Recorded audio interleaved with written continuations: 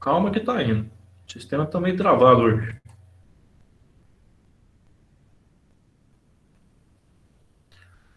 Bora, sistema.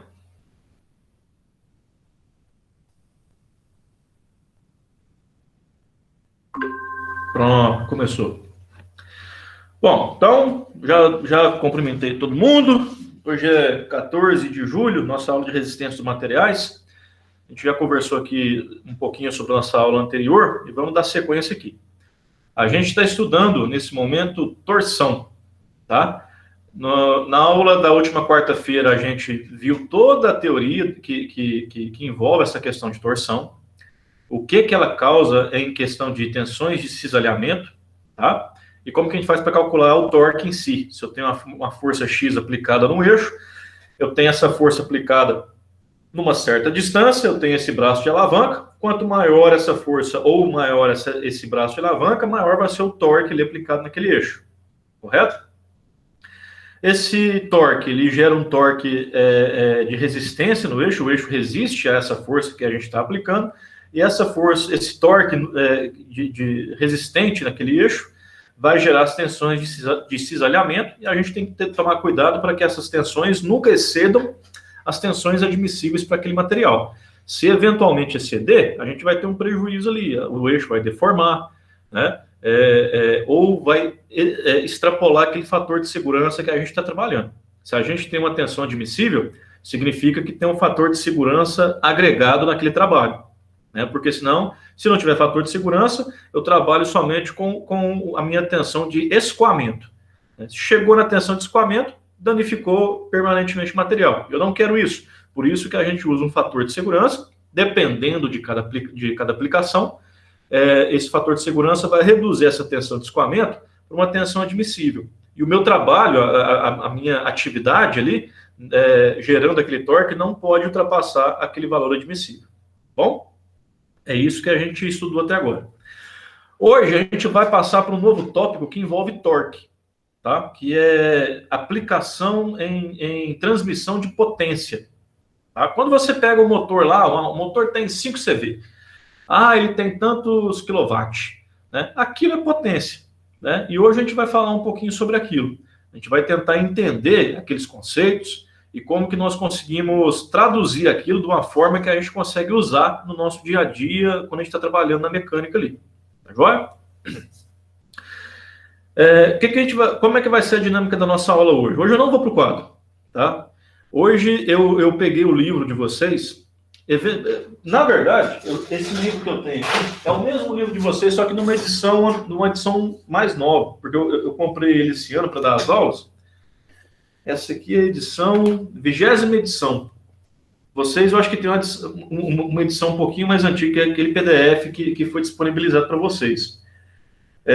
O que tem aqui é o que tem lá. Eventualmente, o que altera é algum exercício, algum exemplo, ou até mesmo a página em que as coisas estão. Tá? Eu nem vou seguir aqui por página, porque no material de vocês é uma página diferente. Tá? Mas a aula nossa hoje vai ser baseada nesse livro aqui de vocês.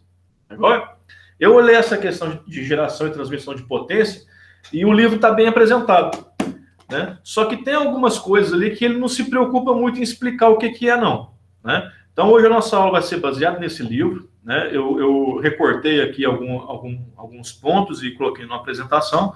E esses pontos que o livro simplesmente joga sem explicar o que é, a gente vai passando ponto a ponto aqui para entender. Tá bom? A gente vai meio que digerindo as informações que estão no livro aqui. Vou fazer com vocês aqui agora. Eu vou compartilhar minha tela e a gente vai passar por o PowerPoint aqui, tá?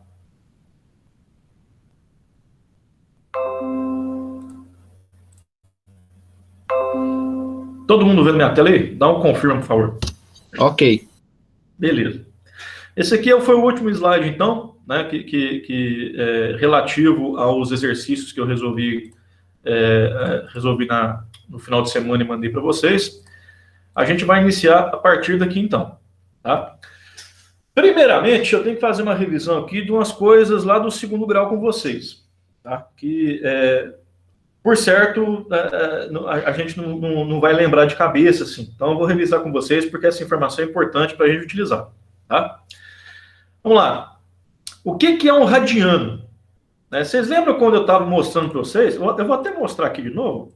Vocês lembram quando eu abri a calculadora da HP, esse programinha aqui, e eu falei para vocês, ó, cuidado quando for trabalhar na HP, porque os graus têm que estar em degree, ou seja, em graus. Os ângulos têm que estar registrados aqui no computador da HP em graus, ou seja, em degree em inglês, né? Eu falei, ó, cuidado para não deixar isso aqui em radiano, porque se deixar em radiano e você achar que está em graus, os cálculos que você fizer vai tudo para o saco, né?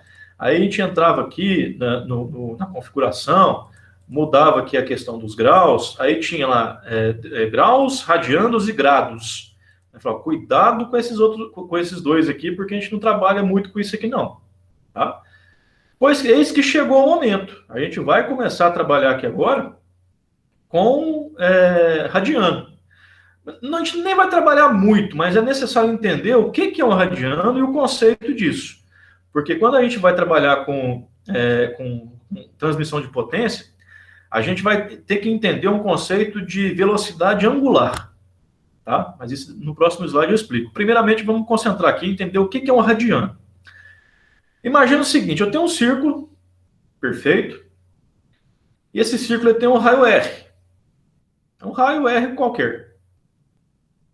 Se eu pego um barbante e coloco aqui a pontinha do barbante no centro e a pontinha do barbante aqui na periferia, o meu barbante está com o comprimento do raio. Óbvio, né? Aí vamos dizer que eu peguei esse barbante no comprimento do raio, aí eu tirei ele daqui e eu vou posicionar ele no contorno do círculo. O mesmo comprimento do raio, eu vou chegar e posicionar aqui no contorno desse círculo aqui, né? Se você pegar uma linha e traçar do centro até as extremidades desse barbante que está aqui no contorno, vocês concordam que você vai ter um ângulo interno aqui? Esse ângulo é um radiano. Não é radiando, não, tá, pessoal? É radiano mesmo. Tá bom? Então é isso. Aí tá aqui a definição. Unidade de medida de ângulo, ok? Então é um ângulo que corresponde ao ângulo central subentendido por um arco de circunferência. Opa, arco de circunferência é isso aqui, ó. Arco de circunferência. Arco de circunferência é um pedacinho da circunferência que não está completo. É só um arco dela aqui, ó. É que nem um arco de arco e flecha. Você pode ver que é um arco aqui. Cujo comprimento, o comprimento desse arco, seja igual ao raio dessa mesma circunferência. É isso que eu falei. Esse raio eu posicionei no contorno da circunferência e o ângulo formado entre as duas pontas e o centro é um radiano. Bom? Tranquilo até aqui? Sem mistério, né? Vocês lembram, lá nas nossas primeiras aulas, que eu apresentei um círculo parecido com esse daqui, para explicar para vocês a questão dos eixos dos cossenos e os eixos dos senos? Vocês lembram, né? Aí eu falei para vocês, ó, isso aqui é um círculo, ele tem um raio no valor de 1, o raio é 1. Se eu tenho uma lanterna aqui em cima, que a sombra que ele faz, esse comprimento da sombra é o valor do cosseno daquele ângulo. Se eu coloco uma lanterninha para cá, eu tenho um ângulo formado aqui, a sombra que ele faz nesse eixo é o seno desse mesmo ângulo. Aí veio toda aquela questão de cateto oposto, cateto adjacente, o eixo das tangentes, ele passa aqui na vertical, nesse ponto aqui, né? Isso aí a gente comentou. Só que na época eu falei para vocês que esses ângulos simplesmente eram isso aqui, 0, 90, 180 e 270 e fechava em 360 aqui de novo, ou seja, uma rotação. Quando a gente faz 180 graus, a gente não dá meia volta? Tá aqui. Se a gente faz 360, a gente fez uma rotação completa nesse círculo aqui. Foi isso que eu expliquei para vocês naquela época. O que faltou explicar é que esse mesmo círculo aqui trigonométrico, ele pode ser lido, em vez de graus, ele pode ser lido em forma de radiano. Da mesma forma. Se você verificar, se isso aqui é um ângulo de 1 radiano, se a gente fizer isso aqui dividir essa pizza aqui, né, em mais fatias, né, na mesma angulação desse radiano, eu vou ter o seguinte, ó. Aqui no 180, eu vou ter 3,14 radiano.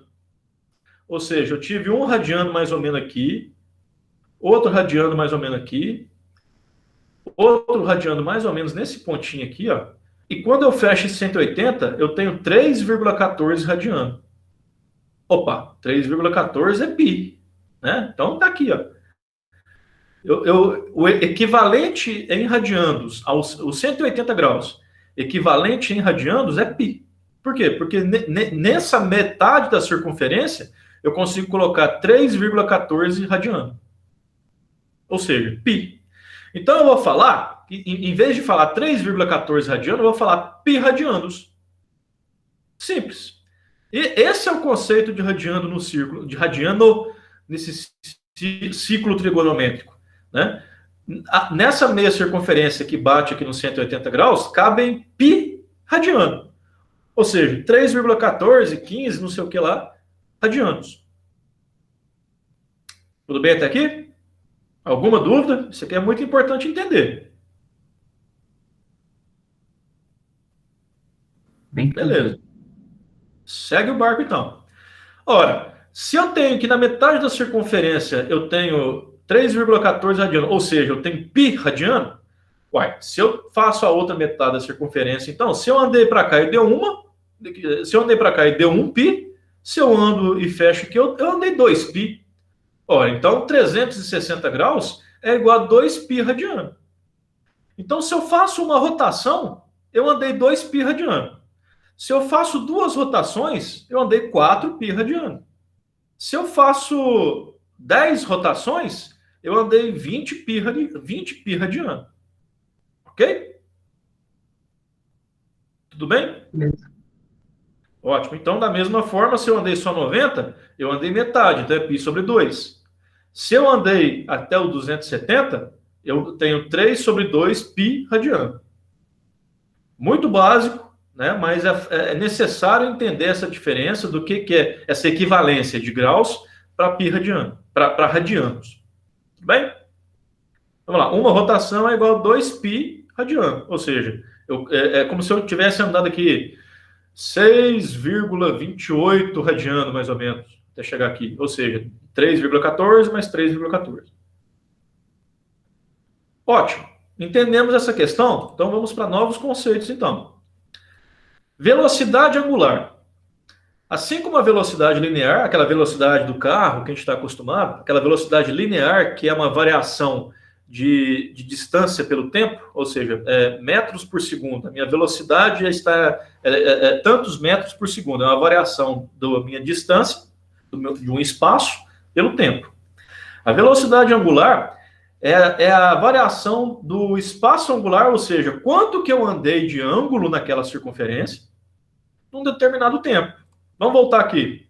Se eu ando esse radiano aqui em 1 segundo, a minha velocidade angular é 1 radiano por segundo. Né? Se eu ando, sei lá, 900 radiano aqui em 1 segundo, é 900 radiano por segundo. É velocidade angular. Eu posso expressar ela em radiano por segundo ou em graus por segundo também. Tá? Mas, normalmente, quando a gente faz estudos em corpos circulares que estão rotacionando, a gente fala em radiano mesmo. Por isso que eu fiz questão de revisar isso aqui com vocês. Bom? Então, a velocidade angular, que ela é representada por essa letra ômega aqui, ó, ela é a variação do ângulo que eu estou girando, né, do ângulo que eu estou varrendo enquanto eu estou girando, num certo tempo. Bom? Muito tranquilo. Mais para frente a gente vai utilizar isso aqui de uma forma mais prática, mas o conceito é esse. Se a velocidade linear é a variação da minha distância reta dividida pelo tempo, a minha velocidade angular é a variação do ângulo em algum tempo. Bom? Tá. A coisa importante que vocês têm que aprender aqui agora para entender potência é entender o que é trabalho. Tá? Trabalho na física é um negócio assim, muito utilizado e muito simples de entender. Vamos ler a definição? Aqui, ó. Trabalho é uma grandeza física relacionada à transferência de energia devido à atuação de uma força. bom? Eu tenho uma força aplicando em alguma coisa, tá? Essa força ela vai causar ali um deslocamento nessa coisa, né? Se eu pego uma força, eu tenho essa caneta aqui apoiada na minha mão. Se eu empurro essa caneta aqui com uma força, ela está tendo um deslocamento, né? Uma força produz um deslocamento. Realizamos um trabalho quando aplicamos uma força em um corpo e este sofre um deslocamento. Se eu tenho aqui uma caneta e eu aplico uma força nela, ela sofreu um deslocamento. Se eu multiplico a minha força por esse deslocamento, eu tenho a definição de trabalho. Bom, a unidade de medida do trabalho no sistema internacional de unidades é um newton-metro, ou seja, uma força vezes um deslocamento. Uma força em newtons vezes um deslocamento em metros. Perfeito? Newton vezes metro também é conhecido como joule. Tá? Pessoal, vocês que estudam elétrica, vocês convivem muito com essa unidade. Né? No trabalho, Newton vezes metro é igual a um joule. Tá bom? Sem mistério, então.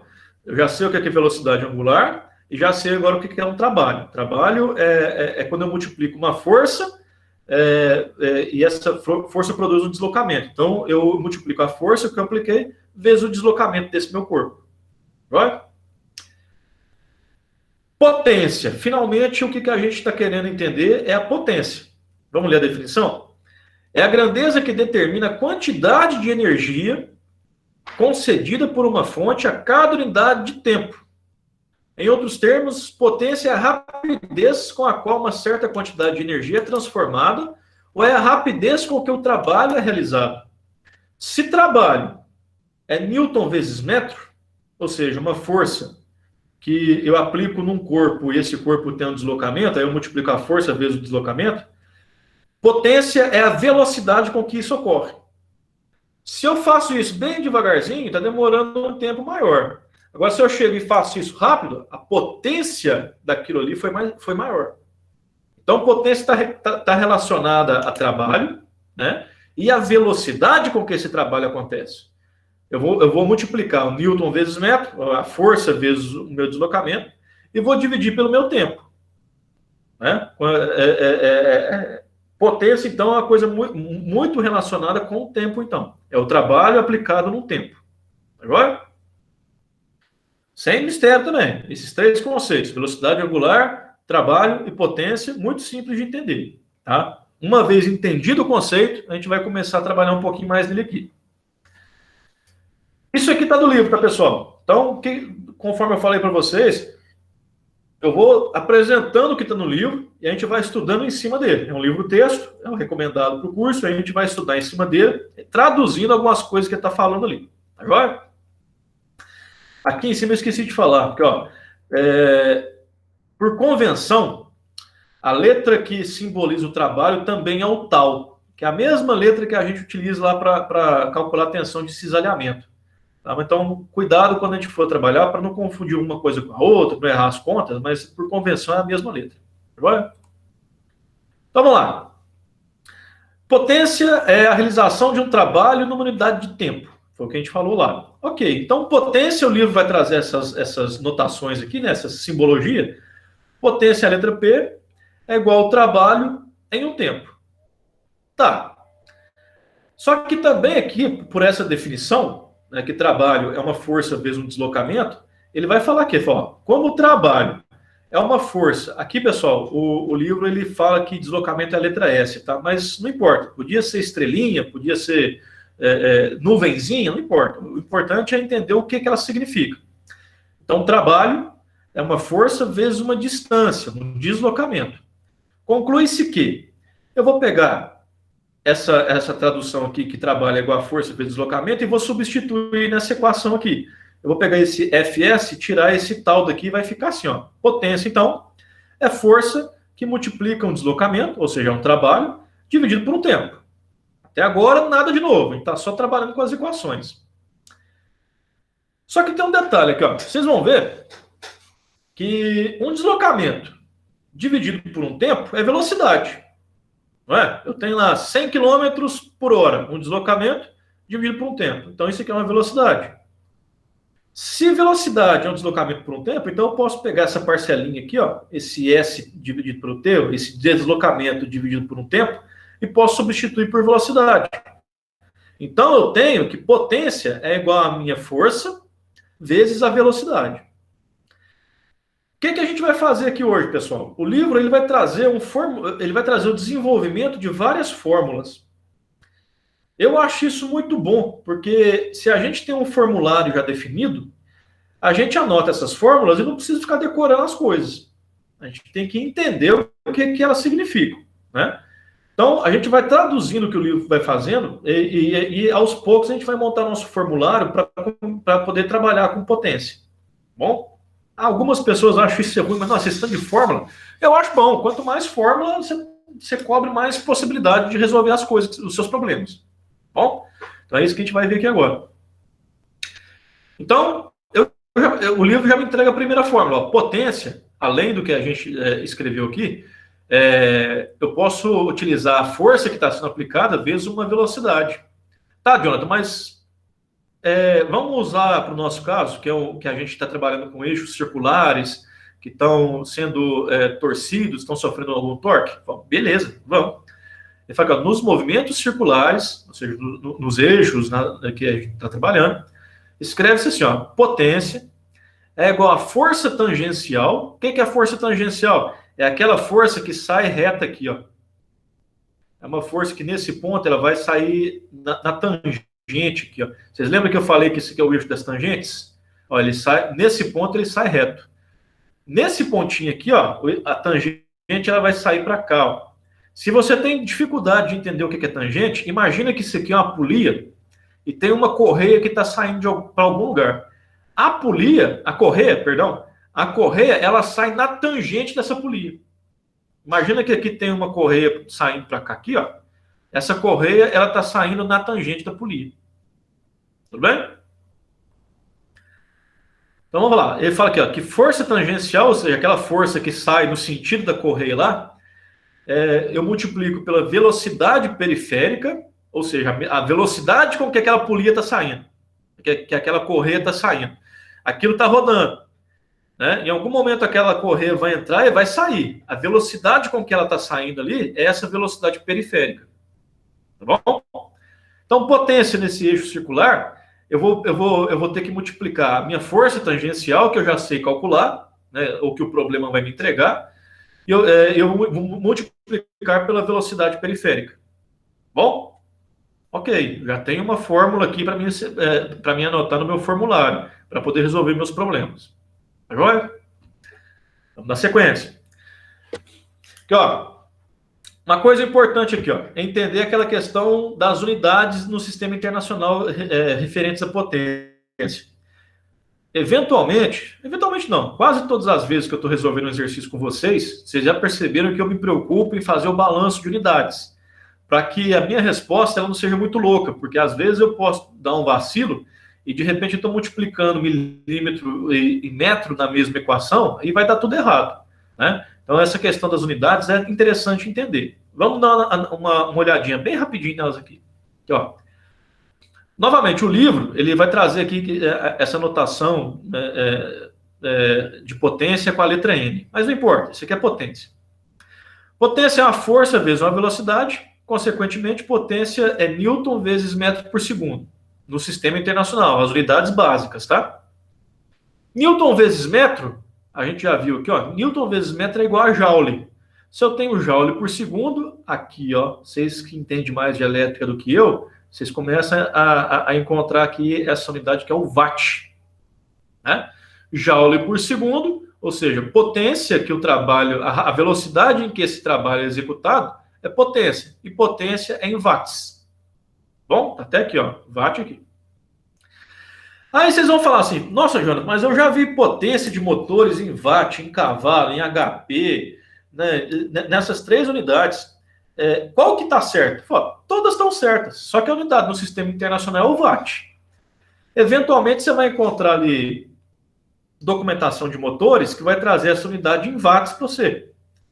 Você vai encontrar ali também documentação de motores ou de motores de bombas lá que você vai ver que a unidade está em cavalo ou até em HP. Aí o livro vai falar o seguinte, ó, ele vai trazer um fator de conversão. Cavalo, ou seja, cavalo vapor, ele equivale a 735,5 watts. Pô, não, preciso decorar isso? Pô, se você usa o dia todo, se você trabalha com elétrica ali com mais intensidade, você vai acabar decorando isso aqui sem querer, mas vai acabar decorando.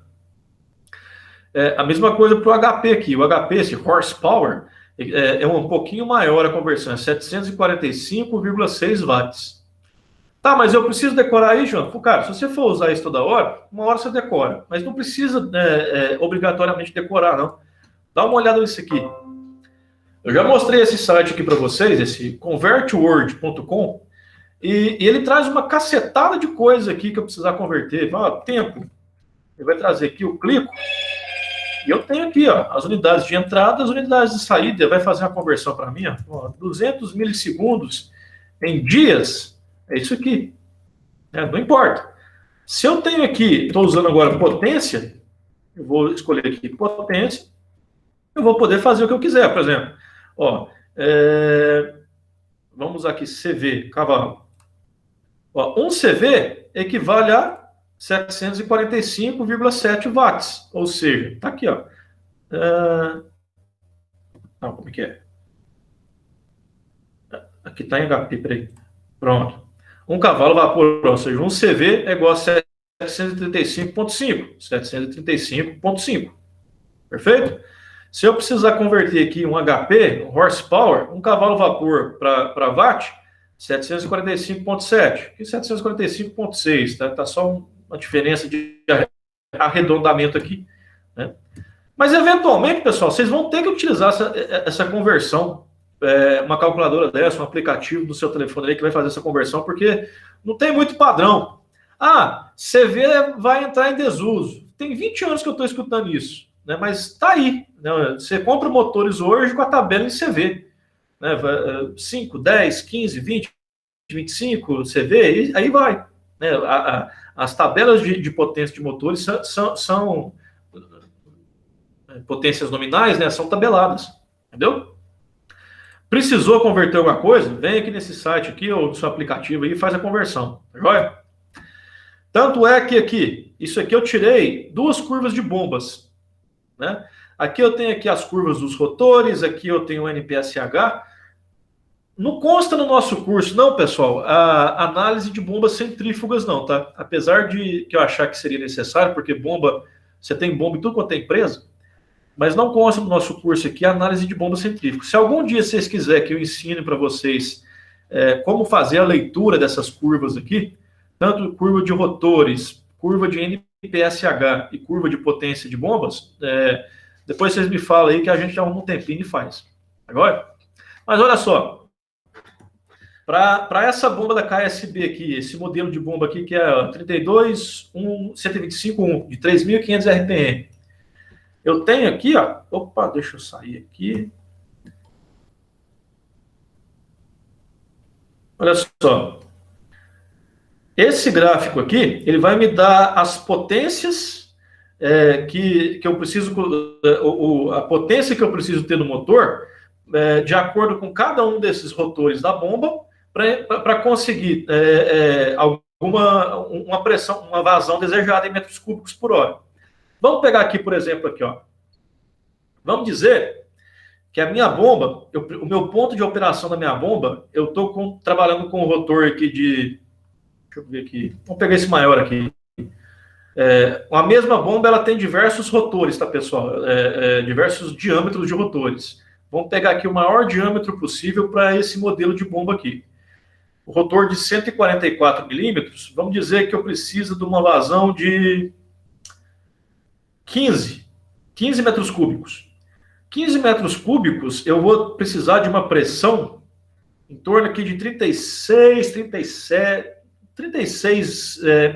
MCA, o que é equivalente a mais ou menos 3,5 kg de pressão. Né? 15 dá 35. Então, beleza. Com esse rotor de 144, pegando o mesmo alinhamento, o NPSH para esse alinhamento, o NPSH da minha instalação tem que ser maior do que 2,5. E aqui eu vou olhar aqui, ó.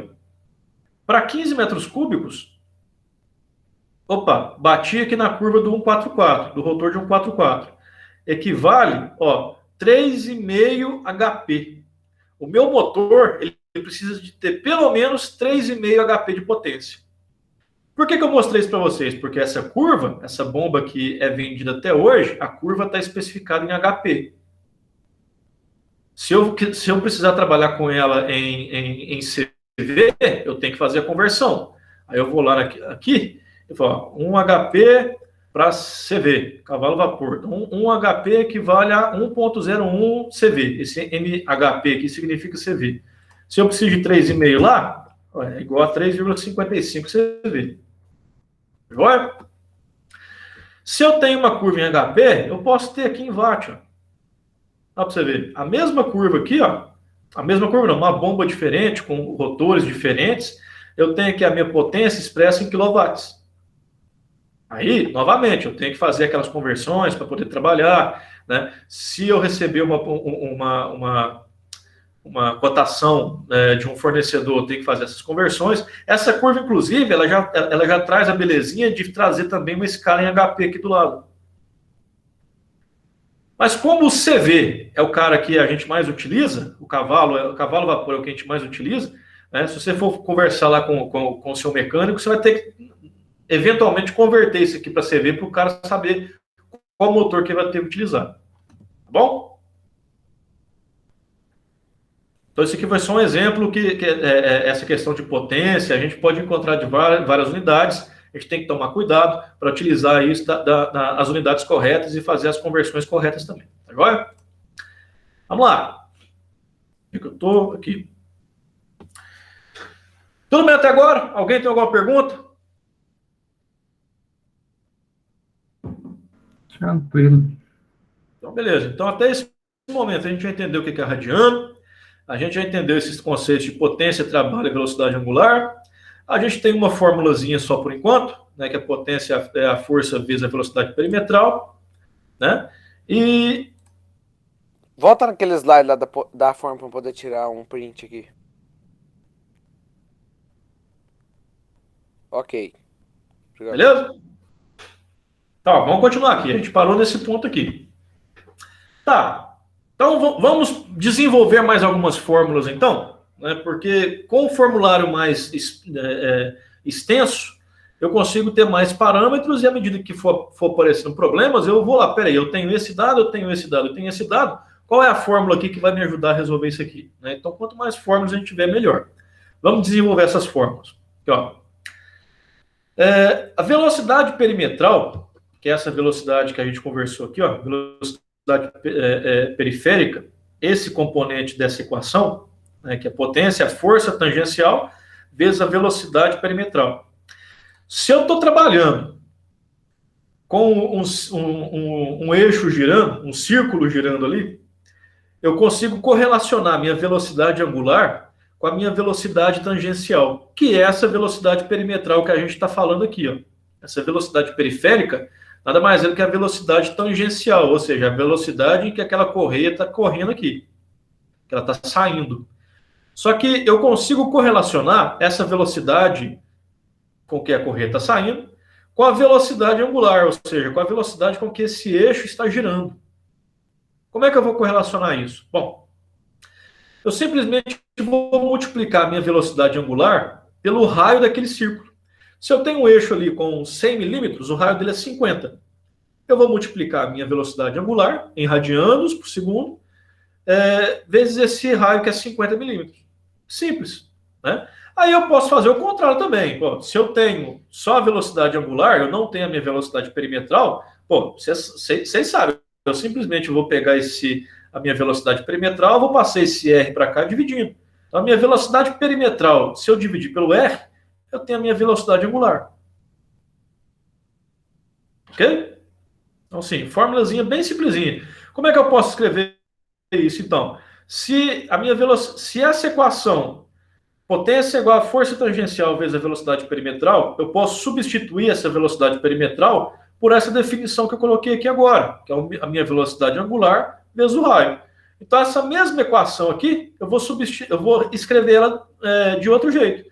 Ó, potência é igual a minha força tangencial, até agora não mudou nada, vezes a minha velocidade perimetral. Velocidade perimetral é isso, eu vou e substituo aqui. Ó. Então, potência é igual a minha força tangencial, ou seja, a força que aquela correia está puxando, que multiplica a minha velocidade angular em radianos por segundo, vezes o meu raio. Simples. Ó, mais uma equaçãozinha aqui para a gente. Ó. Coloca lá no formulário seu. Que é formulário que você vai imprimir ler, e estudar toda noite antes de dormir. Olá. Só que é o seguinte, vamos desenvolver mais essa fórmula para conseguir novas fórmulas. O que acontece? Vocês concordam que se eu tenho uma força e ela é aplicada num eixo numa certa distância, porque a força ela é tangencial, o meu eixo ele tem um raio, não tem? Força vezes um raio, ou seja, força vezes um braço de alavanca, não é igual a um torque, não é igual a um momento. Torque e momento é a mesma coisa, né? Força vezes um braço de alavanca aqui, que é essa distância, esse R do meu eixo lá, o raio da seção reta do meu eixo, força vezes isso daqui, força vezes o braço de alavanca, vai me dar um torque, ou vai me dar um momento. Então, eu posso pegar isso aqui, ó, e substituir. Eu vou pegar força vezes o raio, eu vou falar que é momento, que é um torque. Então, eu tenho nova fórmula, que potência, em watts, né, o resultado disso aqui vai ser watts, potência é igual a um torque, um momento torsor, alguma coisa assim, você pode falar, mas a gente está conversando aqui é torque. Torque vezes a velocidade angular. Vocês perceberam o que eu fiz aqui, ó? Força vezes um braço de alavanca não é torque? Eu peguei isso daqui e traduzi isso aqui.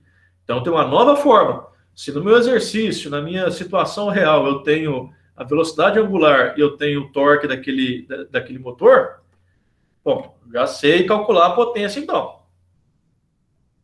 Agora?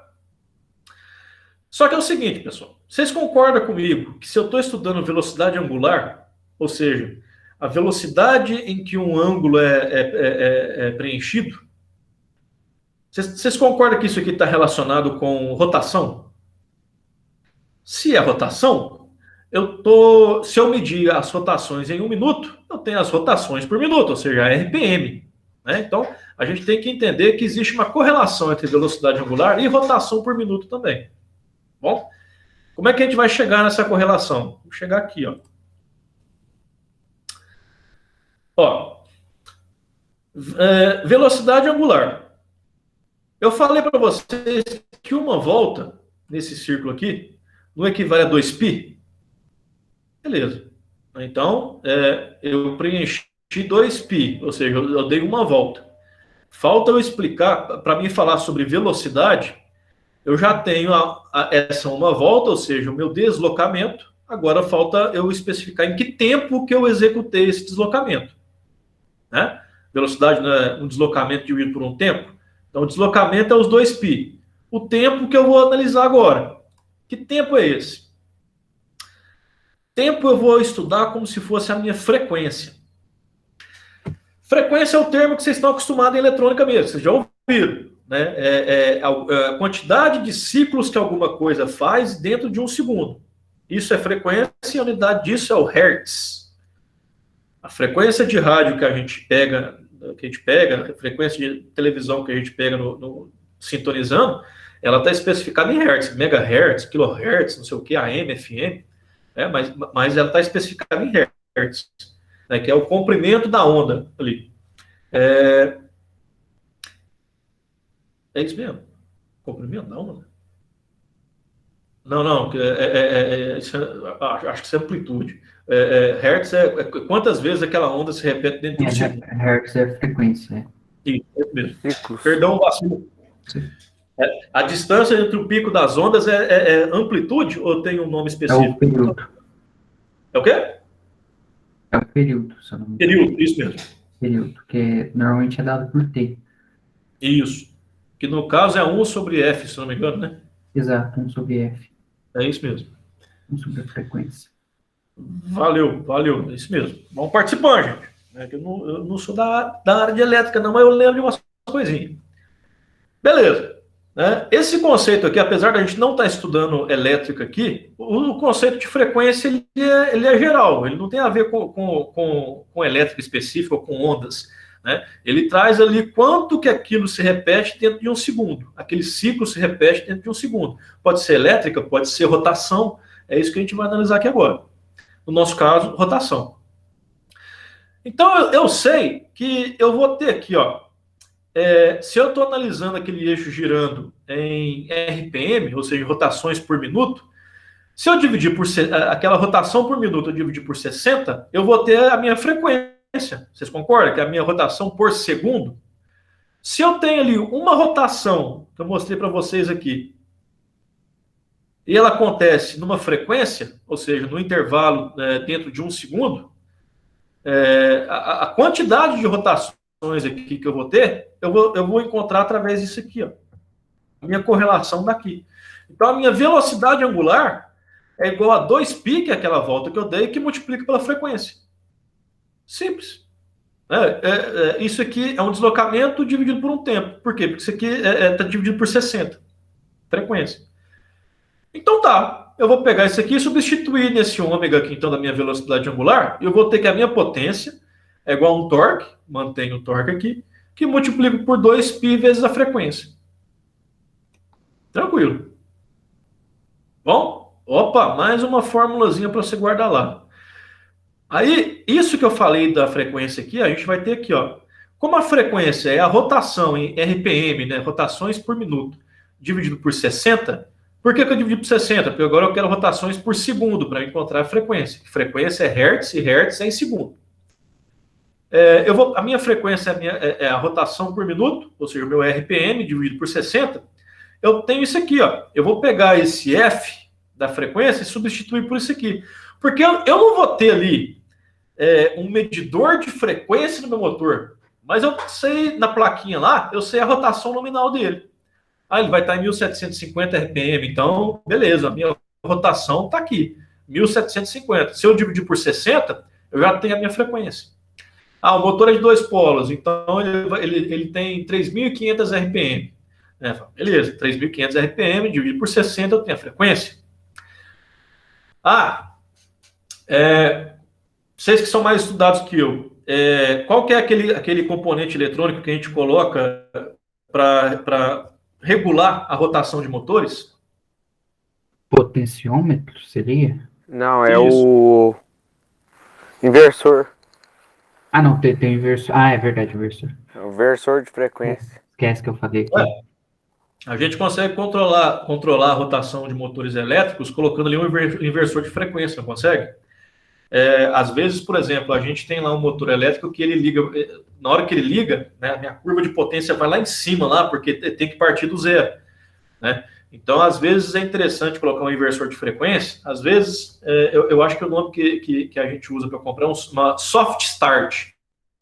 Ele deixa a rampa de acionamento do motor mais suave, para evitar aquele pico, né? Consequentemente, você pode dimensionar a sua rede de uma forma mais suave.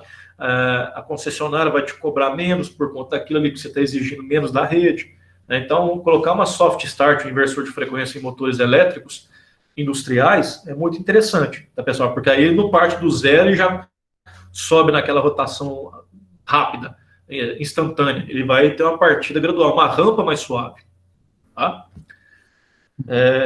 Isso aí que eu estou falando com vocês, pessoal, eu não entendo muito também não, tá? Eu falo de conversar com os outros, de ver o que o pessoal conversa, a gente acaba absorvendo um pouquinho, tá? Mas tem essa questão de soft start que é muito interessante.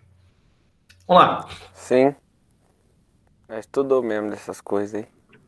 Estudar, né? Pelo menos, Pois é. Então, eu falar bobagem aqui, vocês me corrigem. Beleza.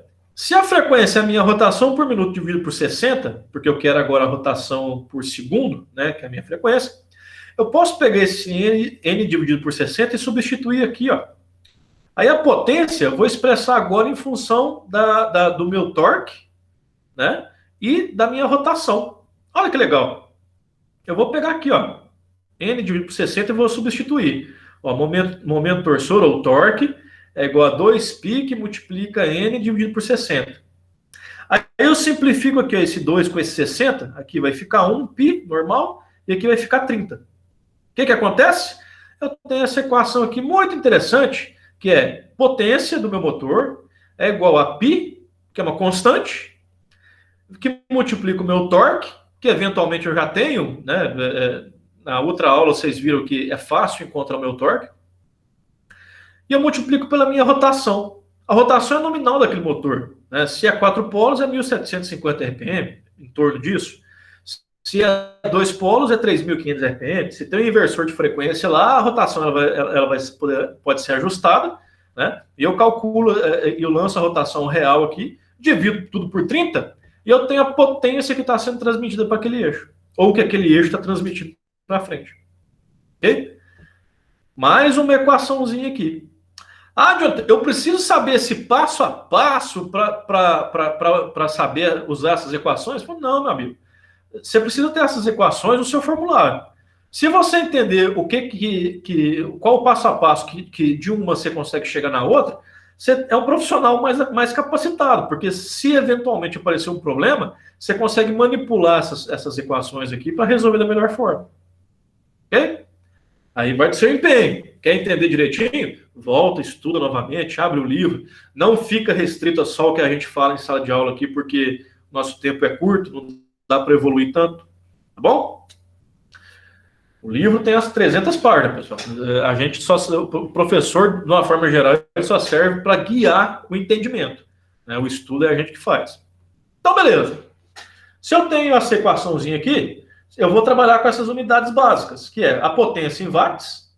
Ah, eu tenho 1.000 watts. Ah, isso é 1 quilowatt, né? Eu tenho 1 milhão de watts. Oh, isso é 1 megawatt, tá bom? O torque em Newton-metro. A rotação em RPM, rotação por minuto. Toda vez que a gente vê esse N aqui, é rotação por minuto, que é o nosso RPM. A frequência em Hertz, que é alguma coisa dividido por 60 segundos, que é o número de ciclos que as coisas repetem dentro de um segundo. E a minha velocidade angular é quanto de radianos eu cobri naquela rotação em um segundo. Perfeito? Ok, então já temos algumas equações aqui, já dá para começar a entender essa questão de potência, né? As conversões de cavalo para watt, de watt para HP, de HP para CV, né? O que significa essas unidades? Se eventualmente aparecer lá 1 Newton metro por segundo, você já pode tacar um watt lá sem medo, porque Newton metro por segundo é watt. Um joule, você sabe que já é Newton metro. Tá? Isso aí é o entendimento básico que a gente consegue aqui dessas equações. Aqui é só aquelas curvas que eu mostrei para vocês. E aqui a gente vai continuar. Ó, aqui tem uma definição conceitual. Que é o seguinte, ó. Pelo menos para o livro aqui, quando ele fala eixo, ó, eu estou dimensionando um eixo. Significa que tem várias cargas naquele eixo ali, só que ele não está rotacionando, ele está parado. Bom? Ele pode estar fazendo o papel de uma viga, que seja, ou o motor está desligado, mas ele ali é considerado um eixo. Se eu falo que ele é um eixo árvore, é porque ele já está girando e está trabalhando como se fosse um elemento de transmissão. Ele está transmitindo potência, torque, força, tudo isso aí. Tá bom? Eixo está parado, árvore está se movendo. Essa é a definição de um e outro. Tá joia? Vamos lá. Para dimensionar uma árvore, a gente vai utilizar... Aqui, ó, é isso aqui que eu falei com vocês para não confundir, ó, porque é a mesma letra. Deixa eu aumentar isso aqui. É a mesma letra, acho que isso aqui é o tal, né? A mesma letra tal é utilizada, pelo menos na notação do livro, para falar de tensão admissível, para falar de tensão cisalhante, né, admissível na torção, e ele usa a mesma letra para falar de trabalho também. Tá? Mas como ele está falando um pouco de trabalho, está falando mais de potência, né, não tem muito risco de confundir, não. Mas é necessário avisar vocês que está usando a mesma nomenclatura. Vamos lá. Para dimensionar uma árvore, ou seja, um eixo que está girando e transmitindo alguma coisa, utiliza-se a tensão admissível de material indicada para o caso. Bom, Quando a gente estava estudando tensão lá atrás, vocês lembram que a gente encontrou uma equação parecida com isso aqui? Que tensão de cisalhamento era igual ao momento dividido pelo módulo de resistência? Aqui permanece. Ó, tensão de cisalhamento, só que agora na torção, essa tensão aqui agora não é devida à flexão do material, mas a tensão de cisalhamento do momento torsor, do torque, que a gente calculou nas últimas duas aulas. Essa tensão, ela vai ser dada pelo torque, dividido pelo módulo de resistência daquela peça, daquela seção circular lá. Só que presta atenção, esse módulo de resistência aqui, ó, ele não é aquele módulo de resistência com relação ao eixo X ou com relação ao eixo Y que a gente estudou, não. Que, ó, por exemplo, esse aqui é o X e o Y, né? Aquelas equações do módulo de resistência, vocês lembram daquele desenho do AutoCAD que eu fiz, com aquelas peças girando em torno do eixo X, em torno do eixo Y, e em torno de um eixo Z, que nesse caso aqui ele estaria saindo para fora da tela, né? Ele faria isso aqui girar como se fosse uma moedinha girando assim, né? Vocês lembram daquela simulação que eu fiz? Sim. Conversa comigo. Opa, sim, pois é. Sim. Aquele módulo de resistência que eu já mostrei para vocês, ele é baseado em giro no eixo X e no eixo Y. Para esse caso aqui, esse aqui é o módulo de resistência polar, por isso que tem esse pezinho aqui, ó. Ou seja, é referente ao giro nesse sentido aqui, é como se ele tivesse aqui com uma cordinha pendurada aqui no centro, e eu taquei aqui uma força centrípeta aqui e está girando aqui nesse sentido. Tá? Então, cuidado para não utilizar nas tabelas que vocês forem utilizar, para não usar esse valor, essa tabela, essa equação errada. Porque, por exemplo, para o eixo maciço, né, no caso que é uma árvore maciça, um eixo maciço circular que não é furado, o meu módulo de resistência polar, se eu for procurar uma tabela disso, vai ser π, que multiplica o diâmetro daquele eixo ao cubo, dividido por 16. Certo? Olha o que acontece se eu confundir um com o outro. Ó. Eu vou abrir isso aqui, que eu coloquei lá no negócio, no portal para vocês lá.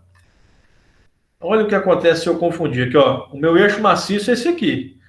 Olha o meu módulo de resistência em relação aos eixos X e Y. π vezes o diâmetro ao cubo dividido por 32. Se eu usar isso aqui, eu estou no sal. Errei tudo.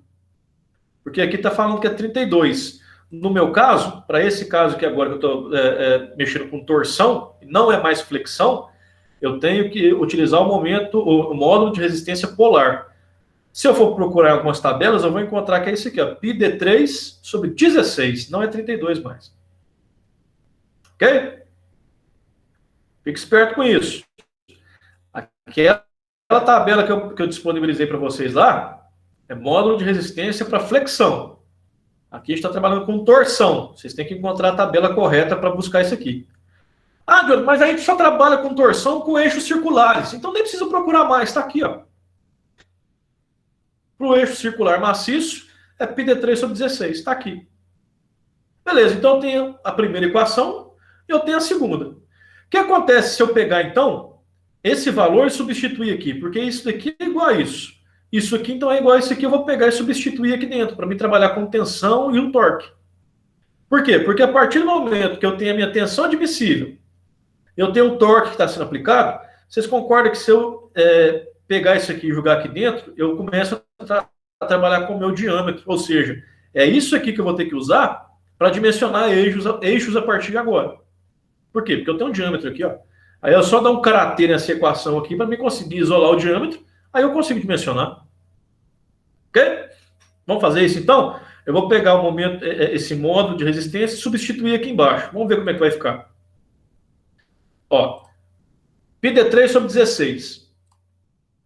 Olha, mas beleza, eu substituí aqui embaixo, mas o 16 foi para cima? Foi, porque é uma divisão de divisão, né? Aí eu posso pegar esse denominador e jogar multiplicando aqui no numerador. Isso aí é tranquilo, né? Ou melhor, deixa eu perguntar. Vocês entenderam esse karatê aqui de pegar esse 16 e jogar para cima? Sim. Ah, galera, tem mais gente aí prestando atenção. Todo mundo entendeu? Então tá bom. Ok, então. Eu dei esse karatê, substituí, o 16 foi para cima, e eu tenho aqui agora a minha tensão admissível em função do diâmetro e do torque. Bom, o que eu preciso fazer agora? Eu preciso isolar esse meu diâmetro. Eu vou multiplicar cruzado, eu vou separar, eu vou colocar na raiz cúbica, fazendo aquele esquema que eu ensinei para vocês há uns tempo atrás. Né, o que eu colocar a raiz cúbica dos dois lados, eu anulo esse cubo do diâmetro, só que fica uma raiz cúbica aqui no restante. Se eu resolvo esse 16 por π na raiz cúbica e jogo para fora, eu vou ter essa equaçãozinha aqui, ó, ó que beleza. Então quer dizer então que toda vez que eu tenho um torque e eu tenho a minha tensão admissível, é só jogar nessa equação 1,72 raiz cúbica do torque dividido pela tensão admissível, que eu já tenho o diâmetro. Opa, que bacana! Então beleza, ó, essa equação é muito importante para mim. Vamos procurar outras equações, então, porque às vezes eu não tenho essas informações. Eu não tenho o torque, eu não tenho a minha tensão admissível. Eu tenho outras informações. Vamos ver o que eu tenho. Ó, lá atrás, vocês viram uma equação lá que potência é igual ao torque vezes a velocidade angular. Vamos ver se a gente acha ela aqui. Ó. Aqui, ó. Potência é igual ao torque vezes a velocidade angular. A gente já desenvolveu ela. Quando eu chego aqui, se eu simplesmente isolo o meu momento, o meu torque aqui, dividindo a minha velocidade angular, e substituir aqui dentro, olha o que eu vou ter aqui, ó. 1,72 na raiz cúbica, mantém.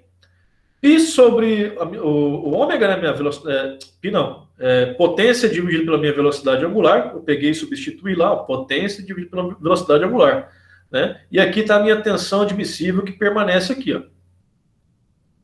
Ok, já tenho outra equação. Se eventualmente, num problema, eu tenho já me trazer a potência e a velocidade angular e a minha tensão admissível, é só jogar aqui que eu já tenho o meu diâmetro do meu eixo também. Ótimo, excelente. Vamos colocar mais opções para a gente? Vamos usar as mesmas coisas que a gente já viu aqui. O que a gente viu aqui, a gente vai substituir por lá. Ó. Velocidade angular é igual a 2π vezes a frequência. Que a gente viu aqui. Velocidade angular é igual a 2π. Cadê? Isso aqui parte daqui, ó. Porque aqui, ó, a velocidade angular é igual a 2π radiano vezes a frequência. Então tá. 2π radiano vezes a frequência, eu vou substituir aqui. Então, beleza. Eu já peguei isso daqui e substituí. Aí, essa constante eu jogo para fora e multiplico. Então, 1,72, a raiz cúbica de 1 sobre 2π. Isso aqui eu jogo para fora, porque é uma constante, eu jogo para fora, lá dentro só fica as minhas variáveis. Ó, outra equação, 0,932, raiz cúbica da potência dividido pela frequência, que multiplica a minha tensão admissível. Recorta isso daqui e coloca no seu formulário. Beleza, mas vamos melhorar mais? Porque eu não quero mexer com frequência, não. Frequência é chato, eu prefiro mexer com rotação. Rotação está na plaquinha da bomba, está na placa do motor, né? Eu consigo trabalhar com isso melhor. Então tá. Frequência é a rotação dividida por 60. Então eu vou pegar a minha rotação por minuto dividido por 60 e substituir aqui. Né? Mesma coisa, o 60 vai para cima porque é uma divisão de divisão, então o denominador pode passar para o numerador multiplicando e fica isso daqui. Raiz cúbica de 60 eu posso jogar para fora também, que multiplica com esse 0,932, que vai dar isso aqui. Opa, mais uma equação. Diâmetro para mim encontrar de um eixo maciço, 3,65, que multiplica a raiz cúbica da potência, normalmente no motor já me dá isso aqui em watts, dividido pela rotação, a rotação também está no motor, na plaquinha lá, que multiplica pela tensão admissível do material, isso aqui é tabelado. Tá vendo como aos pouquinhos a gente consegue desenvolver o formulário? Cada um desses aqui, ó, eu vou encontrar o mesmo valor para o diâmetro do meu eixo, só que eu estou utilizando variáveis diferentes, porque às vezes eu não tenho tudo aqui. Então eu tenho que ter opções para me calcular esse diâmetro. Recorta essas 4 equações e coloca no formuláriozinho de vocês. E aqui está só as unidades de cada uma dessas variáveis aqui. Ok? Vamos continuar? Você quer dar uma paradinha para tomar água?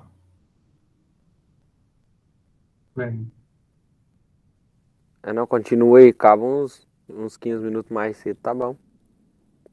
Melhor. Então, beleza. Ó, eu vou terminar a aula um pouquinho mais cedo hoje mesmo. Tá? A gente não vamos até 22h40. Estou falando demais aqui e como é uma aula muito teórica, fica maçante mesmo. Tá? Então, vamos continuar aqui. Daqui a pouco a gente termina. Deixa eu ver onde a gente pode parar aqui. Na verdade, ó, eu vou utilizar então, eu vou explicar mais esse slide e vou explicar o primeiro exercício. O primeiro exemplo aqui, tá bom? Na outra aula a gente continua com os exemplos também. Agora? Então, tá aqui. Tem algumas coisas, pessoal, essas correlações que eu falei com vocês, tá meio que resumido aqui. Essas questões de movimento circular, a gente estuda no segundo ano do segundo grau, essas coisas, se eu não me engano, é interessante entender, porque se você for mexer com transmissão de potência, de força, redutores, a gente vai estudar daqui a pouquinho, mais para frente na disciplina, a gente vai estudar redutores, a gente vai estudar polias e correias. Tudo isso a gente tem que ter uma noção boa sobre torque, sobre transmissão de potência, essas coisas. Bom, por isso que a gente está estudando isso agora. E lá na frente vai ser interessante a gente dominar essas questões aqui, ó, essas equações, para entender o que uma coisa transforma na outra. Tá bom? Eu já falei quase todas aqui para vocês, se já não tiver falado todas. Isso aqui é só um resumo, então, do que a gente falou nos slides anteriores. Velocidade angular é 2π radiano vezes a frequência. Aí eu substituo uma coisa na outra, que a velocidade angular também é isso e também é isso aqui. A minha frequência, se a minha frequência é isso aqui, eu posso dar um caráter nesse pedacinho aqui e encontrar aqui. Frequência é a rotação dividido por 60 também, e isso aqui também. Se a minha frequência, agora eu vou fazer o contrário, vou mexer com rotação. Rotação está aqui as correlações entre velocidade perimetral, né, a frequência e a rotação por minuto, e velocidade angular. E velocidade periférica ou tangencial, vocês podem ver que praticamente é a mesma coisa, só que dando uns caracteres diferentes na equação para encontrar diferentes formas de apresentar isso. Bom? Eu vou passar essa apresentação para vocês depois. É interessante depois vocês conhecerem isso aqui com um pouco mais de entendimento. Todo mundo já viu isso aqui lá no segundo grau, mas tem tempo que a gente viu isso aqui, é bom relembrar. Vai ser importante mais para frente daqui. Vocês estão vendo que nada do que a gente está vendo fica nisso, né? Desde a revisão que a gente fez, tudo que a gente foi vendo foi necessário para desenvolver o conhecimento. Tá bom? Então vamos lá. Vamos especificar esse primeiro exemplo aqui, que é o seguinte. Antes do exemplo, falta falar de uma coisa. Se eu falei aqui do eixo maciço, como é que a gente vai falar aqui agora sobre o eixo vazado? Ou seja, uma árvore que está rodando, né? Que é um tubo. É o seguinte, para dimensionar árvores vazadas, ou seja, um eixo girando, transmitindo alguma coisa, só que ele está furado, eu tenho a mesma equação da tensão de cisalhamento. Aqui, ó, o meu módulo de resistência polar aqui, ó. Tensão admissível do material, torque, módulo de resistência polar na seção vazada. A minha seção é essa aqui, ó. Tá? Se lá atrás a minha equação para encontrar o módulo de resistência polar era πd3 sobre 16, aqui eu vou encontrar através disso aqui, ó. Π sobre 16, só que não é D3 mais, é o diâmetro maior, a quarta, menos o diâmetro menor, a quarta, dividido pelo diâmetro maior. Isso aqui também tabelado. Jonathan, preciso consultar isso em tabela? Se você estiver utilizando só tubo, não precisa mais, porque já está aqui. Ó. Ou você decora, ou você anota e fica aí no seu formulário também. Dificilmente a gente vai usar um perfil quadrado para calcular torque. Então, a gente usa só com o redondo mesmo. Pode guardar isso aqui para você.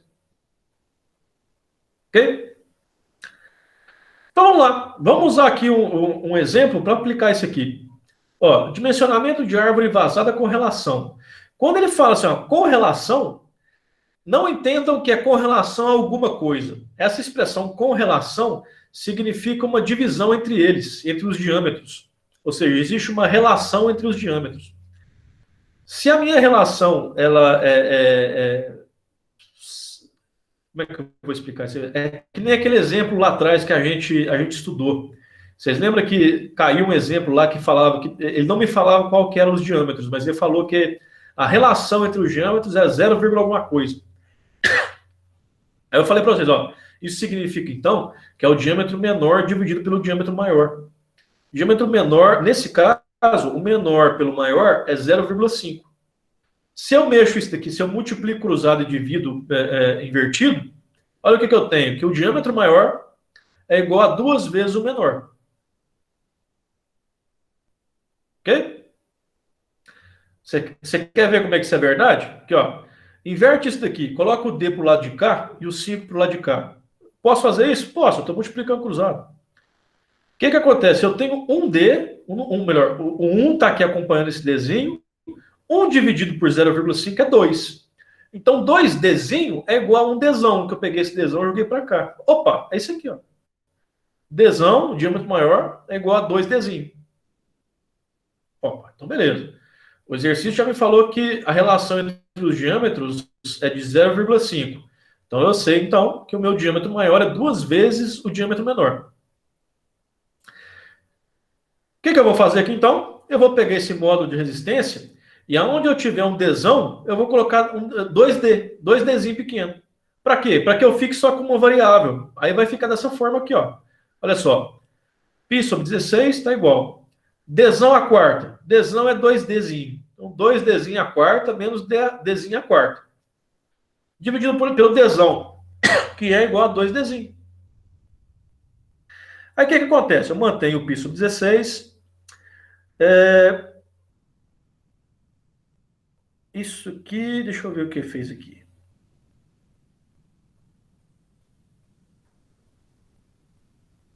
Tem uma coisinha errada aqui, né, pessoal? Eu até coloquei um 4 aqui, ó.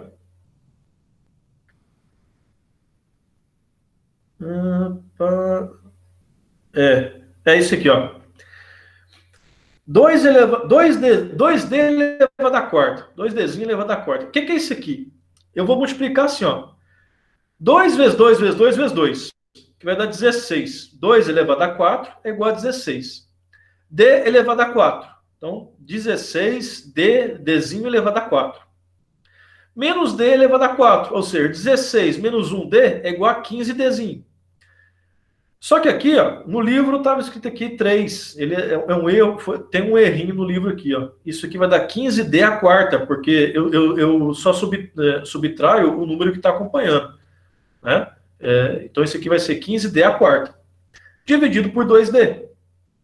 Aí sim, nesse caso, depois da divisão, eu vou resolver isso aqui, ó. 15 que multiplica 16 vezes 2. 32 embaixo, mantenho 15 em cima, 15π, D à quarta dividido por D, divisão de potência de mesma base. Eu corto esse D de baixo, fica só D a 3 em cima. Aí sim, ó, eu já tenho meu módulo de resistência em função do diâmetro para um eixo vazado. Eu simplifiquei isso daqui, porque aqui estava com Dzão e Dzinho. Agora eu só tenho o diâmetro menor, que é esse diâmetro menor aqui, ó. Se eu utilizar na equação, eu vou encontrar esse diâmetro menor. Eu tenho isso aqui já original, se eu achei o menor, eu acho o maior depois. Vamos concluir? Beleza. Ó, torque dividido pelo meu módulo de resistência polar vai dar isso aqui. 15πd3 sobre 32, que foi o que a gente achou aqui, né? Aí o 32 ele sobe para cima multiplicando, divisão de fração, passa para o numerador. Então é 32 que multiplica o torque, dividido por 15πd3.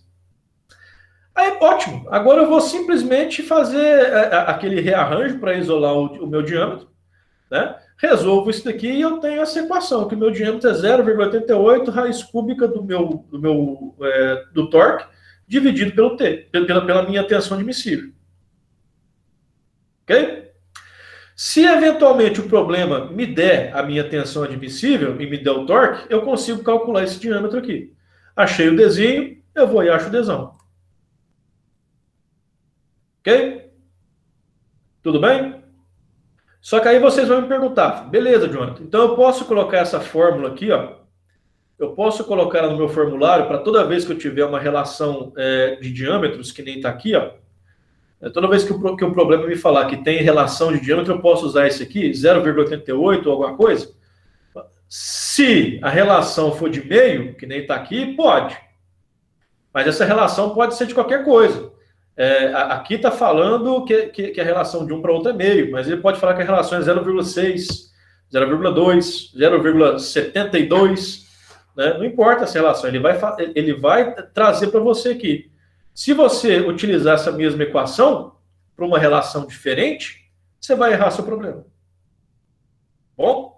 Então, sugiro a vocês, toda vez que cair aqui para calcular o diâmetro, dado uma potência, e esse eixo ele é uma árvore vazada aqui, faz esse passo a passo aqui. Ó. Você só tem que lembrar disso daqui, encontrar a relação e ir substituindo. Bom? E no final você vai encontrar uma equaçãozinha igual essa aqui, mais simplificada. Agora, se você chegou já nesse ponto aqui, ó, e não quiser mais simplificar, você está com a sua HP, você sabe usar ela, você sabe tirar o diâmetro sem trabalhar isso aqui até chegar numa forma mais simplificada, cara, mete bronca. O importante é você encontrar o diâmetro aqui.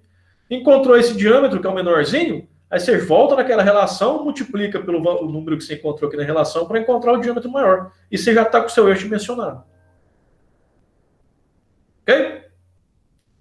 Ó, pessoal, tem mais alguns exercícios aqui, alguns exemplos. Isso aqui vai ficar para a próxima aula, tá bom? Já falamos bastante aqui hoje. Eu acho que vocês devem estar até bem cansados, vocês estão mais caladinhos hoje. Hoje é quarta. Na sexta-feira nós continuamos falando sobre transmissão de potência. Tudo bem? Algum comentário, alguma pergunta? Então, beleza, pessoal. Obrigado pelo encontro. Boa noite para todo mundo aí. Boa noite. Valeu.